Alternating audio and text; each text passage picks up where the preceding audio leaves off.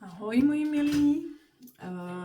Mrkneme na vzkaz, co bychom měli vědět. Nacítím si, co nám karty chtějí říct. Vyložíme 3 kartičky. Devítka pohárů, to je nádherné. To je splněné přání, radost, spokojenost po citové stránce. Věž, tady nám něco padá, ale padá, nebojte se, padá něco, co ve vašem životě nestojí na pevných základech, abyste mohli být tady právě v té krásné energii. Jo. A je tady 2 pentaklů, to je takové jako kdyby žonglování, váhání, anebo tady v tom případě asi to bude snaha, jo, ta voda se snaží vyvážit v bouři, aby se nepotopila. Tady je balancování, vyvážování věcí, je toho třeba hodně, nebo jo, vyvažuje, je to vyvažování. Tak ještě si k tomu dodáme tady 3 lístečky, které jsem, tady vytáhnu 3, které jsem si napsala, anebo 2, musíme 2, budou stačit. Tak, mám to takhle, co tady máme. Nevzdávej se a je ti pomáháno. Jo. Takže nacítím si, vydržte.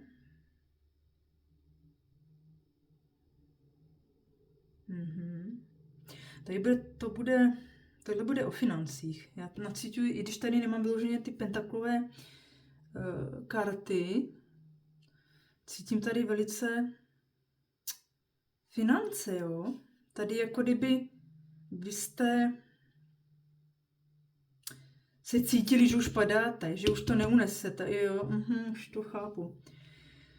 Někdo tady se snaží všechno zvládnout sám, ať už finančně, nebo prostě, že všechno dělá pro lidi, pro ostatní a ještě nemá ani skloubně čas na sebe. Jo? Má tady toho tolik, vybalancovává to, vyvažuje to, aby to nespadlo.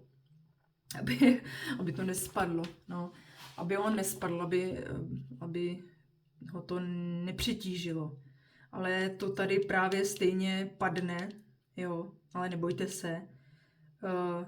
Tady padne to, že to, co tady ten člověk vyvažoval za ostatní, jo, rozhodne se pro sebe, že už takhle ne, jo, že už to vyvažovat nebude a půjde si za tím svým vlastním štěstím. Bude myslet na svoje pocity, proto tady jsou poháry a ne pentakly. Když jsem z začátku cítila finance, ono to s tím zase opět souvisí. Tady jde o to, že ten člověk se rozhodl jít za svými vlastními pocity.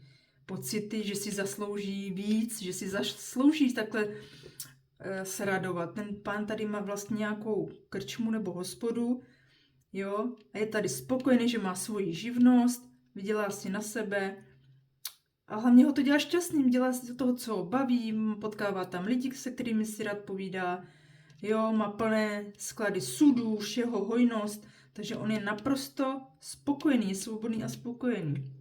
Proto je tady potřeba, aby se člověk rozhodl pro sebe ubrat z těch povinností, které už sám nezvládá, protože by on, i kdyby se nerozhodl, stejně by to spadlo a on by to stejně do budoucna dlouhodobě neunesl, ať už psychicky, fyzicky, nebo třeba i finančně, jo, stejně by to neustál, stejně by to k jemu nejvyššímu dobru prostě spadlo.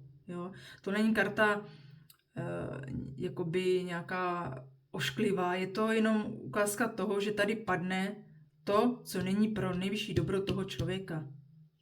To, co mu prostě nemá patřit, tak to prostě spadne pro jeho vlastní dobro.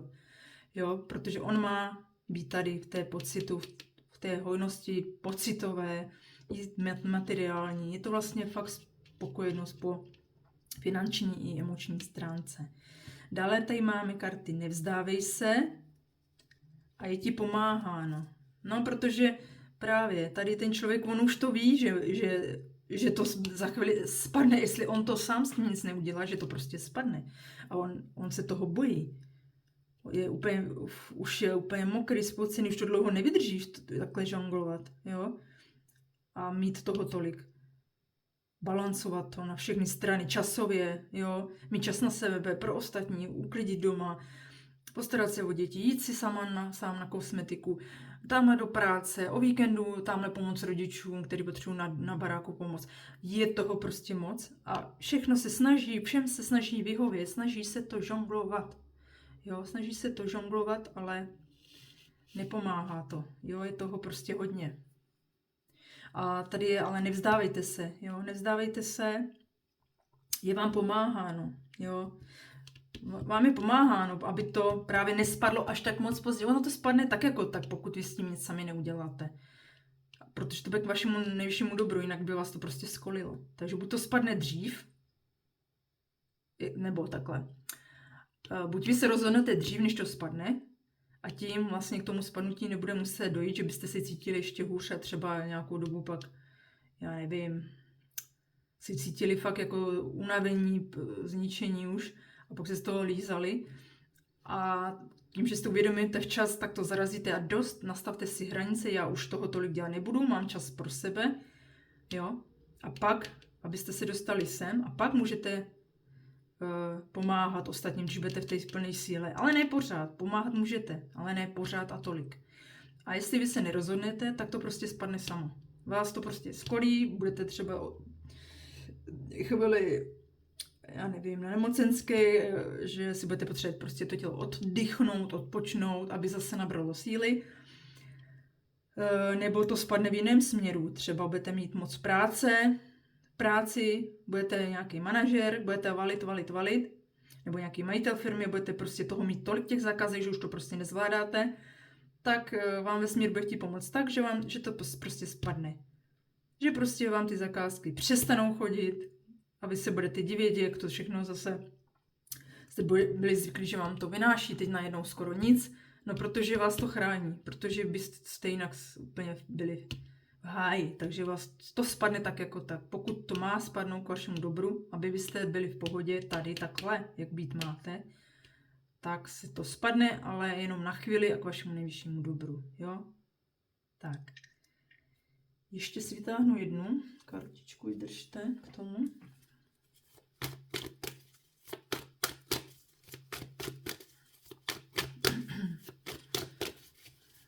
Jo, tady někdo i finančně to může být jako opravdu furt jako těžce to všechno jako splácet honem, tyjo, vychází to fakt na korunu vždycky každý měsíc a tady pozor na vyhoření prostě jako psychické, i psychické, jo, z toho, jo, že ty peníze nezvládám, jo, tady je potřeba se dostat do téhle energie, ale proto tam i nevzdávejte se, vám pomáhá, ze zhora vám poradí, jak to vybalancovat, jak si to uspořádat v tom životě, aby ty peníze nechyběly, jo. Jak nějak si přilepšit, jo. Tak, ještě kouknu na tu jednu kartičku. Tak, máme ji. Mírnost. Mírnost. Mírnost je i kartou rovnováhy, jo. Mírnost je jakoby,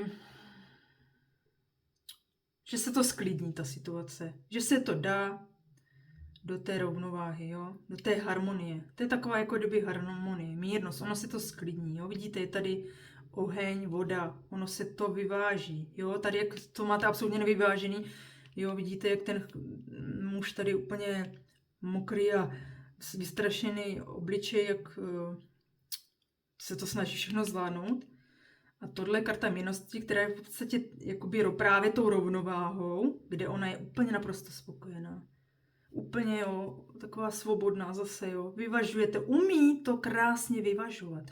Vy se tady totiž máte naučit vyvažovat to, co teď je absolutně v nerovnováze, berete si toho na sebe moc, nebo si nevíte rady, jak to všechno zvládnout. Tak tady, jo, Nevzdávejte se, je vám pomáháno. Se dostanete pak do té mírnosti, kde už to zvládat budete, jo. Zapracujte na sobě, zkuste to vyvážit, co nemusíte dělat, prostě zkuste odebrat, jo, ať už je to třeba u ženy nádobí, úklid domu, jo, a pak si tak mít čas na sebe, jít si na tu masáž, jít si projet na tom kole, pánové, to samé, něco podobného, tak i v té práci, někdo, kdo jde od rána do večera v práci, zkuste trošku zvolnit, pokud to jde, zkuste něco nějak postupně odebírat, jo, ty náročné aktivity, co vám jako opravdu berou tu energii, protože to prostě stejně nějak spadne, jo.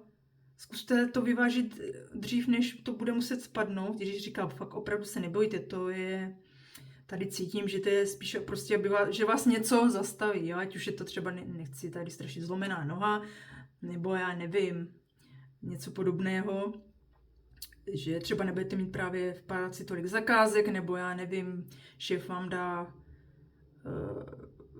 závodní dovolenou nucenou, že se tam něco bude muset vyřešit, byl tam nějaký problém, tak se to vyřeší tak, že prostě si budete muset vzít volno, něco v tom smyslu, aby vy jste se, bude vám pomáháno, abyste se dali do té rovnováhy, ale vy musíte se rozhodnout, vy musíte na to máknout taky. I když poprosíte, musíte na to máknout, abyste se dostali sem, jo? To nebude zadarmo.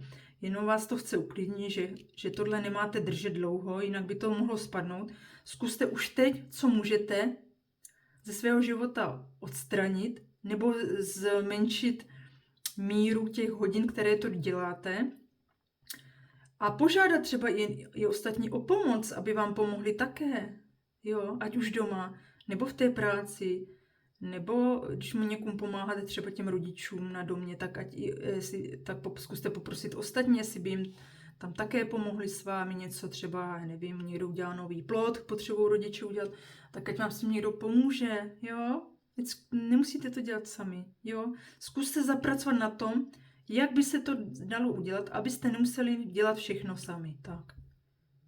Jo, protože sami to nezvládnete. Buď to budete muset říct někomu pomoct, aby vám pomohl, nebo si oddělejte nějaké činnosti, které nutně dělat nemusíte, nebo je nedělejte v takové intenzitě. Je to pro vaše nejvyšší dobro, protože abyste byli tady, jak ta slečna, i jak ten pán tady opravdu spokojení, jo. Takže odlehčete si postupně pár věcí, krok za krokem, postupně odstraňte, vynechte ze svého života, případně si domluvte tak, aby vám ostatní pomáhali, aby vy jste se tady cítili v tom balancu, jo? V tom, aby vás těšil život, abyste dělali rádi to, co děláte, bavili se s rodinou, s přáteli, ať vám je prostě krásně na duši, jo? Tak jo, mějte se krásně, ahoj.